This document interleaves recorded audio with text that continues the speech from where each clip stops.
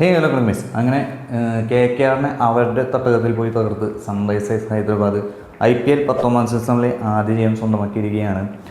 65 റൺസിനായിരുന്നു Sunrisers ഹൈദരാബാദിൻ്റെ ആദ്യ വിജയം. സൺറൈസേഴ്സിന് വേണ്ടി 24 ബോളിൽ ഒരു സിക്സും 4 ഫോറും ഉൾപ്പെടെ 39 റൺസും, അതുപോലെ 2 ഓവറിൽ വെറും 17 റൺസ് മാത്രം വിട്ടുകഴിഞ്ഞ് 2 വിക്കറ്റും നേടിയ നിതീഷ് കുമാർ റെഡ്ഡിയാണ് ഇന്നലെ പ്ലെയർ ഓഫ് ദി മാച്ചായി തെരഞ്ഞെടുക്കപ്പെട്ടത്. KKRന്റെ തുറുപ്പ് ചീട്ടുകളായ ഫിന്നലനും അതുപോലെ തന്നെ 25 കോടിക്ക് ടീമിലെത്തിച്ച് ക്യാമറൂൺ ഗ്രീനും സുനിൽ നാരായണനും കാര്യമായി ഒന്നും തന്നെ ചെയ്യാൻ സാധിക്കാതെ വന്നപ്പോൾ KKR സ്വന്തം തട്ടകത്തിൽ പോലും തോൽവി നേരിട്ട് ഇരിക്കുകയാണ്. ഞാൻ KKRനെ കുറിച്ചുള്ള ടീം റിവ്യൂവിൽ സൂചിപ്പിച്ചിരുന്നു, പ്ലേ ഓഫിൽ എത്താൻ സാധ്യതയില്ലാത്ത ടീമുകളിലൊന്ന് KKR ആയിരിക്കും എന്ന്.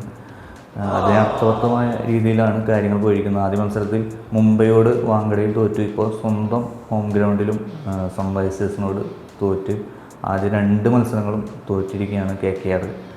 25 കോടിക്ക് ക്യാമറൂൺ ഗ്രീനൊക്കെ വിളിച്ചെടുക്കുന്നതിന് പകരം നല്ല 1-2 പ്ലേയേഴ്സിന്, ഒന്നില്ലെങ്കിൽ ഇന്ത്യൻ ഫസ്റ്റ് ക്ലാസ് ക്രിക്കറ്റ് കളിക്കുന്ന അത്യാവശ്യം നല്ല പ്ലേയേഴ്സ് ഉണ്ട്, അവരെ ഏതെങ്കിലും വിളിച്ചെടുത്തെങ്കിൽ KKR ഈ ഒരു ഗതികേട്. കാരണം കഴിഞ്ഞ സീസണിൽ മിച്ച സ്റ്റാർക്കിനെ വിളിച്ച് പറ്റിയ അബദ്ധം തന്നെ ഇപ്രാവശ്യവും KKR ആവർത്തിക്കുകയായിരുന്നു.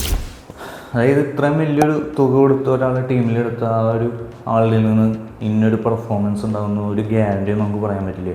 ഒരു പക്ഷേ ഇഞ്ചുറിയുടെ രൂപത്തിലായിരിക്കാം, അല്ലെങ്കിൽ ആ ഫോം ഔട്ടിൻ്റെ രൂപത്തിലായിരിക്കാം.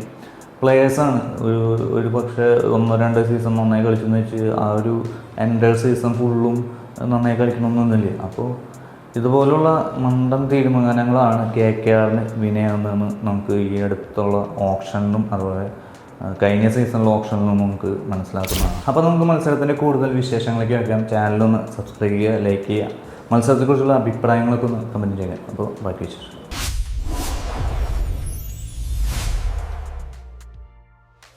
അങ്ങനെ ടോസ് നേടിയ KKR ക്യാപ്റ്റൻ അജിൻക്യ രഹാനെ പതിവ് പോലെ തന്നെ എല്ലാ ക്യാപ്റ്റന്മാരും എടുക്കുന്ന തീരുമാനം പോലെ തന്നെ സെക്കൻഡ് ബാറ്റിംഗ് എടുക്കാനായിരുന്നു. സൺറൈസേഴ്സിനെ ആദ്യം ബാറ്റ് ചെയ്യാൻ വിടുകയായിരുന്നു. അതൊരു നന്നൊരു തീരുമാനമായി. കാരണം വെടിക്കെട്ട് ഓപ്പണിംഗാണ് സൺറൈസേഴ്സ് ഓപ്പണിംഗ് ബാറ്റേഴ്സായ ട്രാവിസ് ഹെഡും അതുപോലെ തന്നെ അഭിഷേക് ശർമ്മയും കൂടി നടത്തിയത്.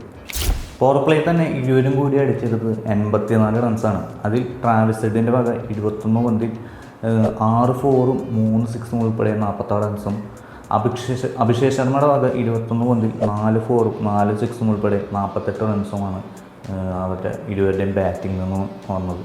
പവർ പ്ലേയിലെ 5ാം ഓവർ എറിയുന്നത് ഇന്ത്യയുടെ മെയിൻ സ്പിന്നറായ വരുൺ ചക്രവർത്തിയാണ്. വരുൺ ചക്രവർത്തിക്കെതിരെ ആ ഓവറിൽ 25 റൺസാണ് അഭിഷേക് ശർമ്മ നേടിയത്. വെറും 2 ഓവർ മാത്രം എറിഞ്ഞ വരുൺ ചക്രവർത്തി വിട്ടുകൊടുത്തത് 31 റൺസാണ്. എന്നാൽ പവർ പ്ലേയിലെ അവസാന ഓവർ എറിഞ്ഞ കാർത്തിക് ത്യാഗി ട്രാവിസ് ഹെഡിനെ ക്യാമറൂൺ ഗ്രീൻ്റെ കൈകളിൽ എത്തിച്ച് ആ ഒരു വെടിക്കെട്ട് ഓപ്പണിങ്ങിന് അവസാനം കുറിക്കുകയായിരുന്നു. പിന്നീട് 1 ഡൗണായി വന്നത് ക്യാപ്റ്റൻ ഇഷാൻ കിഷനാണ്. ഇഷാൻ കിഷന് കാര്യമായൊരു പെർഫോമൻസ് ഒന്നും നേടാൻ സാധിക്കില്ല. വെറും 14 റൺസ് എടുത്ത് സിംബാബ്വെ പേസറായ ബ്ലെസ്സിംഗ് സുബ്രാനി റിങ്കു സിംഗിൻ്റെ കൈകളിൽ എത്തിച്ച് ഇഷാൻ കിഷനെ മടക്കിയേക്കുകയായിരുന്നു.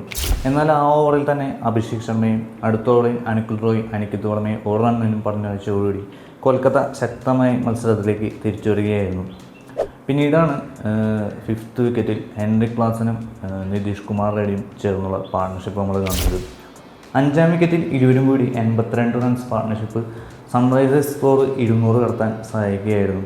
സൺറൈസേഴ്സിന് വേണ്ടി ഹെൻറിക് ക്ലാസൻ 35 പന്തിൽ 52, അതായത് ഒരു സിക്സും 4 ഫോറും ഉൾപ്പെടെ 35 പന്തിൽ 52 റൺസാണ് നേടിയത്.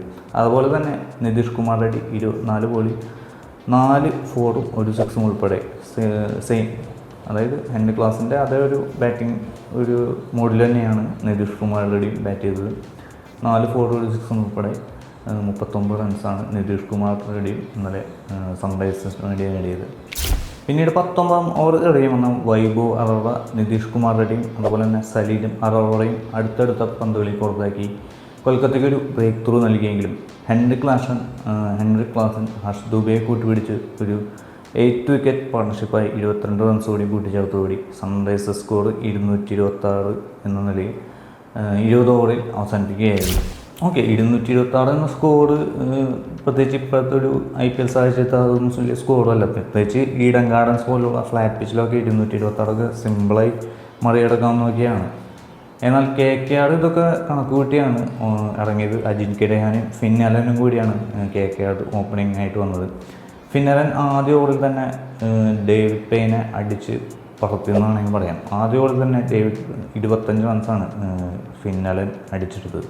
അങ്ങനെ ഫസ്റ്റത്തെ ഓവറിലുള്ള ഈ ഒരു അടി കണ്ട് ഷോക്കായ സൺറൈസേഴ്സ് ക്യാപ്റ്റൻ ഇഷാൻ കിഷൻ ആ ഒരു ടാക്ടിക്സ് മാറ്റിയാണ്. രണ്ടാം ഓവർ തന്നെ ഒരു സ്പിന്നറിനെ ഇൻട്രൊഡ്യൂസ് ചെയ്യുന്നു. ഹർഷ് ദുബെ വരുന്നു. അത് ഫലവത്താവുകയും ചെയ്യുന്നു.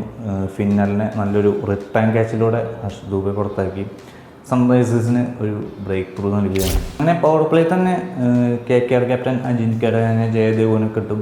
അതുപോലെ തന്നെ 25 കോടിയുടെ മുതൽ കാമറൂൺ ഗ്രീനെ ഇഷാൻ മലിംഗ റണ്ണൗട്ടും ചെയ്തതോടുകൂടി KKR പവർ പ്ലേയിൽ തന്നെ സ്ട്രഗിൾ ചെയ്യുന്ന കാഴ്ചയാണ് കണ്ടത്.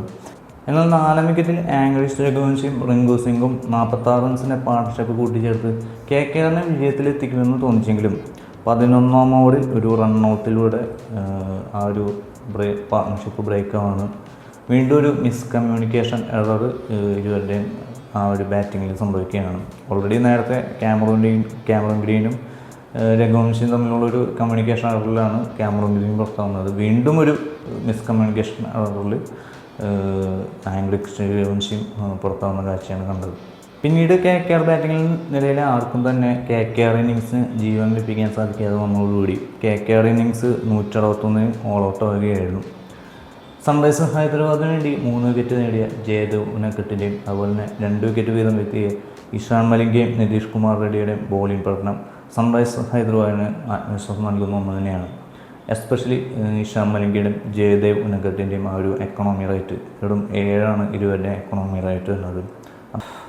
അങ്ങനെ സൺറൈസേഴ്സ് ബാറ്റിംഗ് നിരയോടൊപ്പം തന്നെ എടുത്തു പറയാവുന്നതാണ് സൺറൈസേഴ്സിൻ്റെ ബോളിംഗ് നിരയും എന്ന് കാണിച്ചു തന്നിരിക്കുകയാണ് ഇന്നലത്തെ മത്സരത്തോടുകൂടി SRH ബോളേഴ്സ്. KKRൻ്റെ അടുത്ത മത്സരം വരുന്നത് പഞ്ചാബുമായിട്ടാണ് ഏപ്രിൽ 6-ന്. അപ്പോൾ അടുത്ത മത്സരമെങ്കിലും ജയിച്ച് പോയിൻ്റ് ടേബിളിൽ ഒരു 2 പോയിൻ്റ് കരസ്ഥമാക്കാൻ സാധിക്കട്ടെ എന്ന് കിങ്കാൻ്റെ ടീമിന് സാധിക്കട്ടെ എന്ന് ആശംസിക്കുന്നു. അതുപോലെ തന്നെ സൺറൈസേഴ്സ് ഹൈദരാബാദിൻ്റെ അടുത്ത മത്സരം വരുന്നത് ലക്നൗ ആയിട്ടാണ് ഏപ്രിൽ 5-ന്.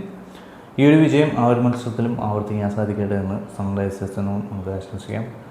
അപ്പോൾ ഇന്നത്തെ മത്സരം വരുന്നത് CSK വേഴ്സസ് പഞ്ചാബ് കിങ്സ് ആണ്. CSKയുടെ ആദ്യ ഹോം മാച്ചാണ്. അതുപോലെ സഞ്ജു ചെപ്പോക്കിൽ ചെന്നൈക്ക് വേണ്ടി ഇറങ്ങുന്ന ആദ്യ ഒരു മത്സരം കൂടിയാണ്. സഞ്ജുവിന് ഇന്ന് തിളങ്ങാൻ സാധിക്കട്ടെ എന്നും കൂടി നമുക്ക് ആശംസിച്ച് CSK വേഴ്സസ് പഞ്ചാബ് കിങ്സ് മത്സരത്തിൻ്റെ വിശേഷങ്ങളുമായി വീണ്ടും കാണാം. അതുവരെയും ബൈ.